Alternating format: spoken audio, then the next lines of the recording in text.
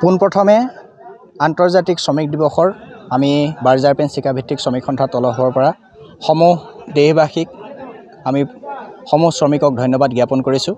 Berger PAN চিকাভিত্তিক শ্ৰমিক সন্থা কলিয়াবৰে 2022 চনৰ 1 মে তাৰিখে আনুষ্ঠানিকভাৱে গ্ৰহণ কৰিছিলে আৰু আজি বাৰ্জাৰ পেন চিকাভিত্তিক শ্ৰমিক সন্থাই 1 মে 2024ত 2টা বৰ্ষ অতিক্ৰম কৰিছে।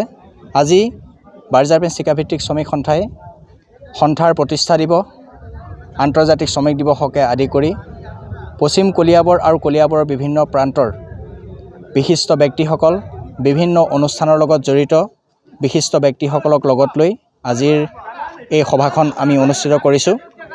ইতিমধ্যে আপোনালোকে জানিবলৈ পাৰিব যে বাৰ্জাৰ পেন চিকাভিত্তিক শ্ৰমিক সন্থাই 2টা বছৰ কাৰ্যকালত বিভিন্ন জনহিতৈষী কাম কৰি অকল শ্ৰমিকসকলৰ বুলিয়েই নহয় সমগ্ৰ পশ্চিম অঞ্চল কলিয়াবৰৰ বিভিন্ন অঞ্চলত বিভিন্ন জনহিতৈষী কাম কৰি আহিছে।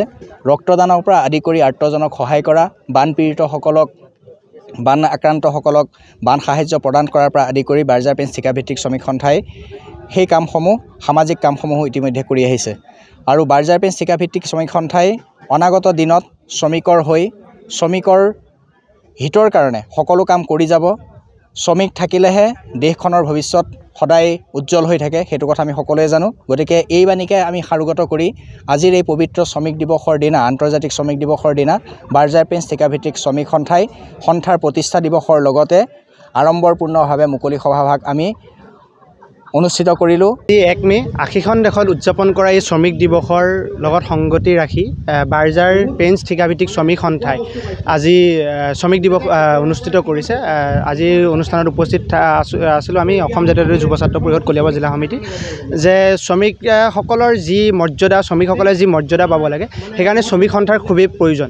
গতিকে প্ৰত্যেকটো অনুষ্ঠানতে এটা শ্ৰমিক সন্থা থকা এখন ইউনিয়ন থকা ইউনিয়নে যে সকলো শ্ৰমিকৰ যিখিনি সমস্যা এই মেনেজমেণ্টৰ আগত দাঙি ধৰিব পাৰে, তেনেকুৱা ক্ষেত্ৰতে এই শ্ৰমিকসকলক সদায় মালিকসকলে তেওঁলোকক দমন কৰি আহিছে। তেওঁলোকৰ যিখিনি মৰ্যাদা পাব লাগে সেইখিনি দি অহা নাই। গতিকে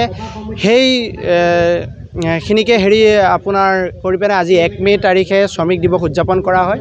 Join BSc Nursing and GNM at St. Martha Institute of Nursing, Guwahati under SM Group of Institutions.